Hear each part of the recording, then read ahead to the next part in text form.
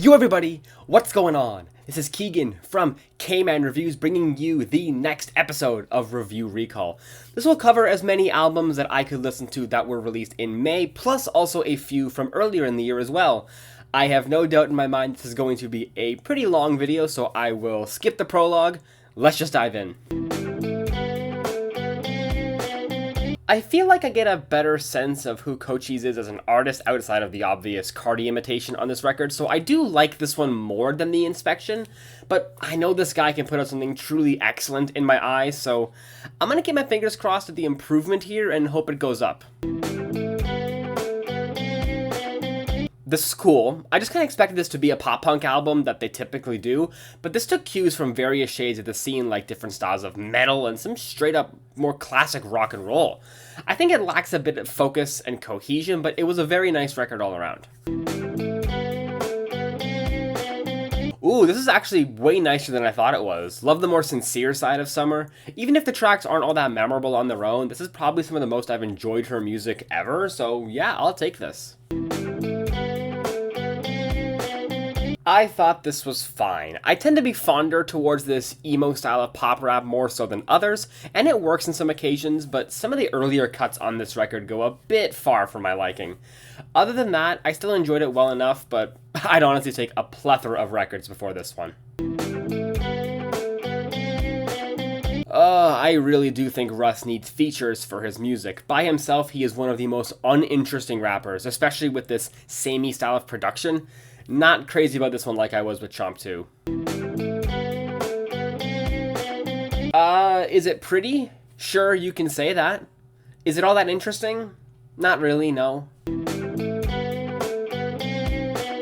Definitely more of a fan of the last Jauregui album I heard, the one with Harry Fraud, but honestly, Rock did a really solid job, and the two of them play off each other really well. Not a bad time here. Francesco Yates finally returning with his latest EP here, and what a fun time this one is. Feels really funky, energetic, but still has a kind of Rockstar grittiness to it with all the guitar flourishes and solos throughout these 6 tracks. Definitely a highlight of the year for me. Please check this one out. It's not really a yes, it's more of a Wasn't huge on Lauren's first EP, and this one kind of continues that trend. It's just a bunch of slow, moody, smooth R&B cuts that you can find from any female R&B singer, but I did find these ones to be a bit more on the underwhelming side. Latest Numbz produced project here, this time with California MC Peacemaker, and honestly, it's so brief and doesn't really do all that much. 7 minutes and 3 tracks. Sure, it's competent and what is done well, but I just don't come out of this with a lasting impression. This is the debut solo record of PITTA, a member of Korean vocal group Forestella, and to no surprise from a vocal group member, it's pretty stunning. Gorgeous instrumentation, beautiful melodies, and of course, the show-stopping vocals. I love this project. For noise and drone, 2 genres I'm not particularly fond of, this one from this smaller artist is surprisingly well textured and captivating the whole way through. If you're on the fence like I am with the genre and scene as a whole, this is quite a good experience, and I'd recommend giving it a shot.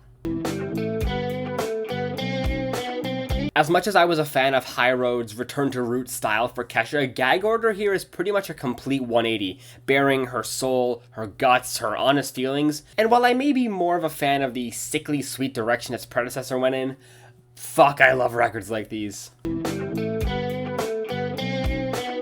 Way too long. It doesn't help that Destroy Lonely has very hit or miss performances on this record as well. Not one of his brightest moments, to be generous.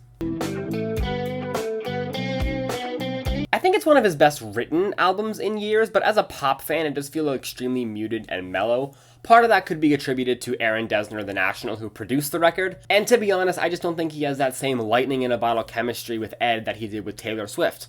Don't get me wrong, I still love this record, and I think it contains some of his best songs in a good 5-6 years, but if you're expecting some catchy pop hits, you'll be sorely disappointed.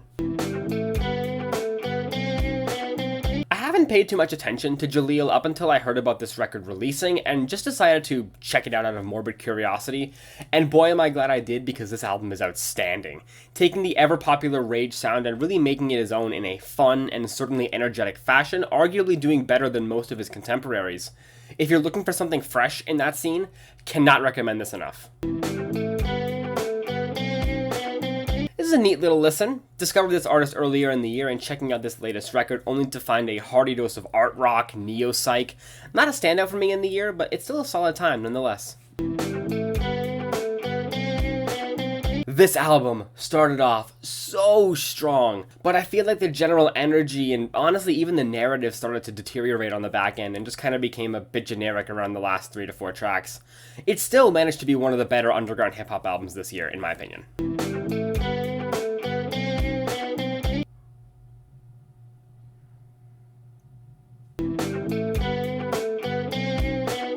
Probably one of the bigger duds in Youngboy's rapid spree of records released in the past year or two. There was very little here to really grab on to. Youngboy's voice got really annoying quickly, the flows were whatever, little of substance was being said. One of the most unnecessary projects in his discography. I wasn't even planning to cover this. I was just gonna skip over, let it be, but goddammit, this might just make my album of the year list.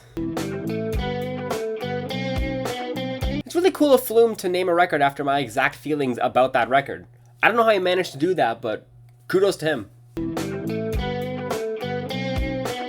It's no Hell's Angels and Heaven's Demons, but it is one of the better albums that came out of underground this year so far. Kinda just shows that I Am God knows how to hit that sound so different. And I'm over the moon with how much I enjoyed this. One of the best K-pop projects I've heard this year. This is the band's second primarily acoustic record out of the Woody Guthrie songbook, and it's much like the first. It has that signature dose of Celtic themes, great vocals, and stellar melodies. I would like for them to go back to the hard-hitting stuff, but for what it is, these types of albums have been pretty satisfying. The unfortunate case with Hypen for me is that they often have one great track per project, but the rest just falls short, and that's also how I feel about Dark Blood here. Bite Me does remain one of my favorite Hypen tracks ever, so I'm hoping this is the start of improvement for me, but the cycle's been going on for a while and it's starting to get a bit tedious. I've always been a bit more partial to Belly than most. I find his style a bit more engaging and enjoyable, and he doesn't have the same monotony to me that a similar artist like Nav does. So it shouldn't come as a surprise that this did hit, although I did think his earlier record, See You Next Wednesday, was the better album. A decent little Plunderphonics project from this American artist here. I wouldn't say it's all that special or all that interesting, but it's kind of alright. While I'm not as crazy about this one as I was with Arrival from last year, this is still a great showing that Phil is one of the most consistent underground rappers I've been keeping tabs on. Pretty nice EP from the second subunit of this massive K-pop girl group incorporating elements of New Jack Swing that I was not expecting. I think it's a nice palate cleanser in the world of K-pop for me, and I really enjoyed it. I've always found Lil Durk to be one of the more enjoyable trap rappers today, putting out more consistent material than his contemporaries, and I think this record is a core reason why. In fact, this might be his most consistent record yet. Despite being over 20 tracks and nearly an hour in length, I was entertained the whole time and found a lot of keepers. Really solid record here. There's some really cool individual tracks on here. As a 22 track body of work, absolutely not, no. This is definitely an improvement on Lovejoy's previous material. I especially like the harder pivot into a more post-punk focused sound rather than the little sprinkles of that sound on their 2 EPs prior. It still definitely has that simple yet effective catchiness the band has developed, but it just feels like it was combed a bit more on this one. This is quite nice, I enjoy it. It's kinda just alright. I really have nothing else to say. Next. Oh, I love Yesung's voice, man. I come to his solo projects pretty much exclusively for that reason, and this is another great collection of tracks with some rock and also continuing the city pop lane following his last proper solo record. Yeah, this was really nice, as expected, honestly. Okay, this is pretty cool. Even though I do prefer some of the more bizarre and interesting moments of the group's earlier outputs, this is still a very solid album, and I think any fan of like dream pop or indie-tronica should give this one a try. Yet another solid beat tape from Midnight Samurai. He's 4 volumes in now, and I honestly think he's gone 4 for 4. Great stuff.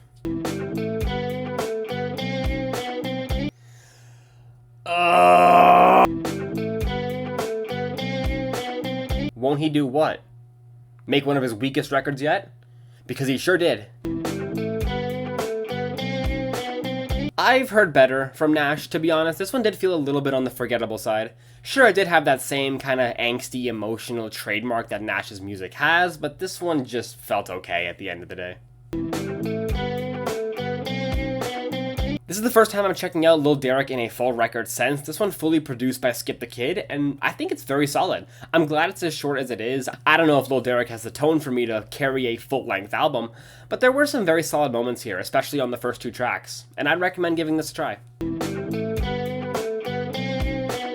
Ooh, this was interesting. Paul's first solo record in 7 years is more like a one long suite comprised of 7 different parts. And I think it's more of an experience to witness this rather than something you'll be eager to revisit to. His husky aged voice feels very haunting compared to some of the minimal chamber folk instrumentation, and it makes for a solid journey all around.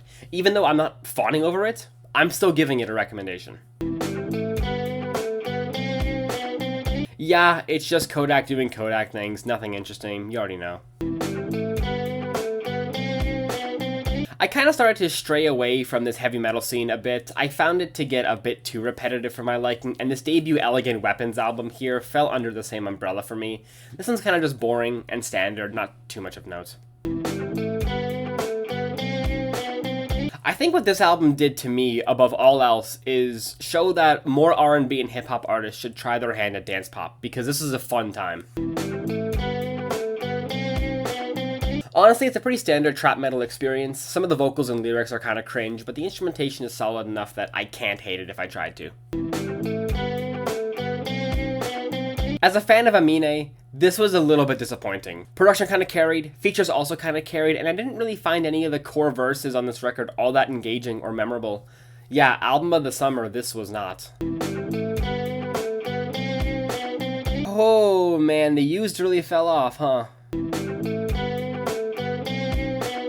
Yeah, DaBaby kind of continues his losing streak on this one. It's honestly better than Baby on Baby 2, but man, the repetition and uninteresting 3 tracks here leave a lot to be desired. Still kind of hoping he'll recover in some way, but I've been losing hope for a decent bit now. As a pop rock album, this is a good time. Catchy melodies, solid vocals, and not the most stellar lyrics, but they are easily ignorable. As a Matchbox 20 album, this is a heavy disappointment and should not be compared to their previous work. It really depends how you want to look at it. As the title would suggest, this is a compilation of scrapped and demo tracks from the past year or so that were originally intended to go on Corty's previous albums. If you like their work, you'll enjoy it, but it is not essential in their discography at all. Oh, I love this group so damn much. Their take on retro country while also just having funny as hell lyrics and some sincerely catchy melodies is such a perfect fusion. This latest EP, while only being 2 tracks long, is further proof of this gimmick being amazing. This is great. Please listen to this. No, it isn't, but the record's still solid. This is the sophomore full-length album from this Canadian frontman of 2 pop rock groups turned solo country singer, and honestly I found this really emotive, earnest, and just a damn joy to listen to. I've heard a lot worse in country this year, like that Morgan Wallen album earlier in the video, so I'll take some decent stuff where I can. Yeah, this was nice. Decent kinda chaotic alt-pop, hyper-pop showing. I wouldn't call it all that memorable in the grand scheme of the genre, but certainly a fun time. A much more mellow outing from Blank Thought on this EP here, and I found it to be surprisingly gripping. The features blend really well with this dark, despondent production. I would love to hear a full record with this sound in the future. Yeah, it sure is the album alright.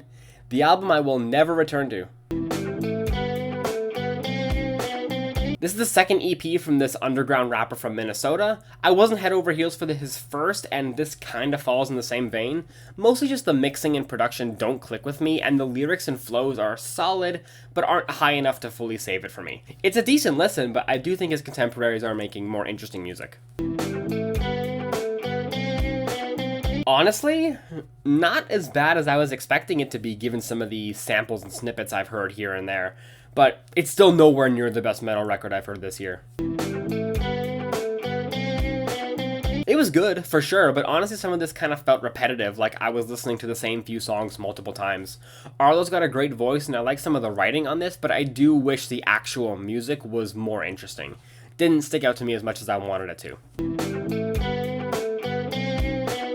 The tracks on here are fine and all, but there are way too many interludes scattered. It did not need to be 22 tracks because of it.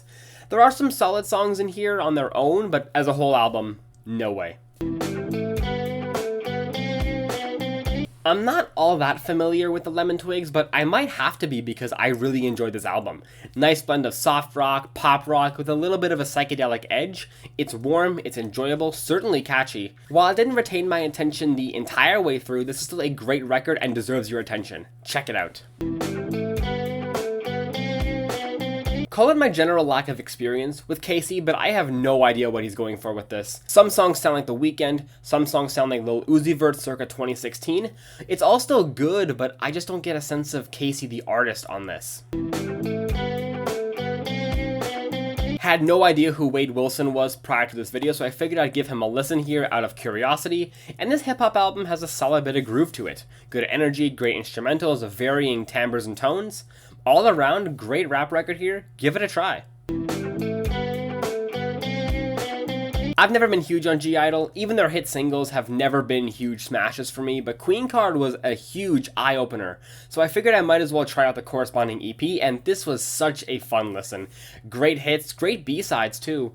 Love the vocals, and the production was solid. This is an all-around smash from the girl group. Highly recommended. It's what you'd expect from Skip the Kids beat tapes. I don't really have too much to add on that. It's solid, but not really too memorable. Okay, this is quite the unique art punk, post-punk EP here. Certainly had a lot of character with each track being pretty memorable. Any fan of the genre should check this out.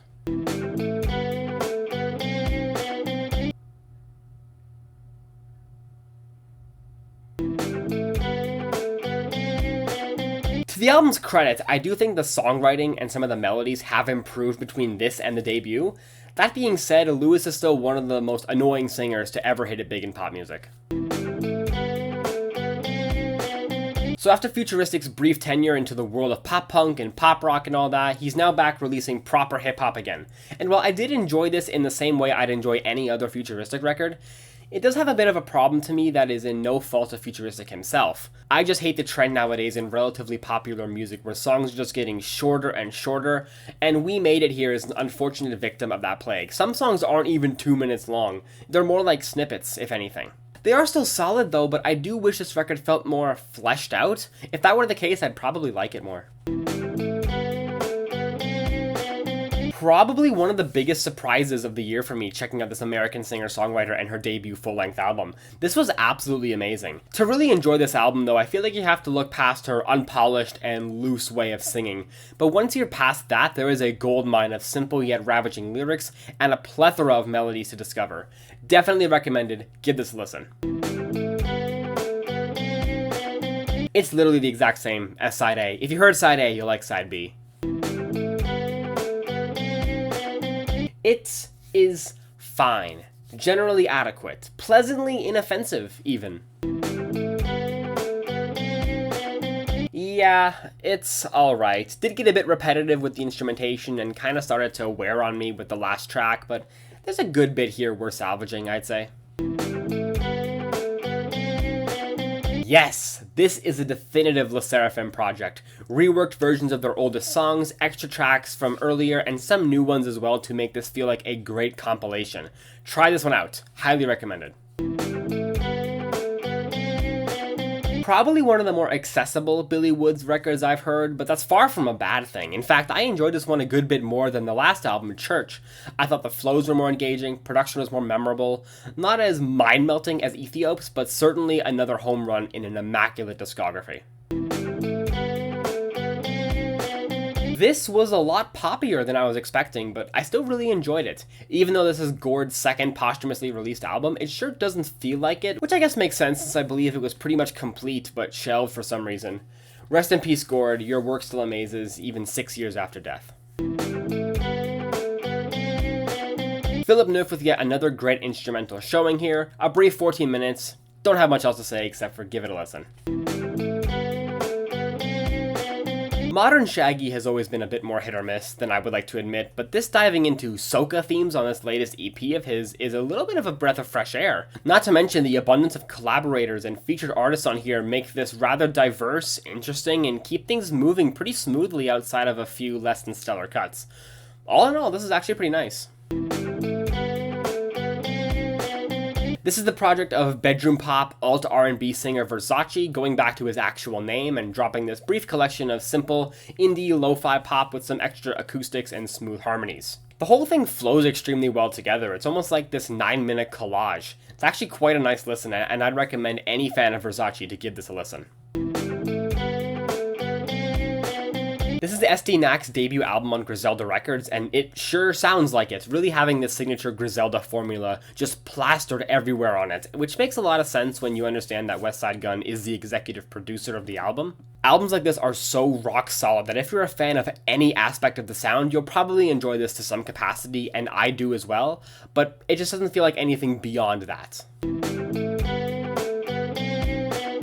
I think I was more enraptured with how eclectic and weird the elements of this album are over the quality of the music itself, but as a whole, I had a great time with this. I'm not the most knowledgeable of Sparks as a whole, but this is a great test for me, and I look forward to checking out the rest of their discography.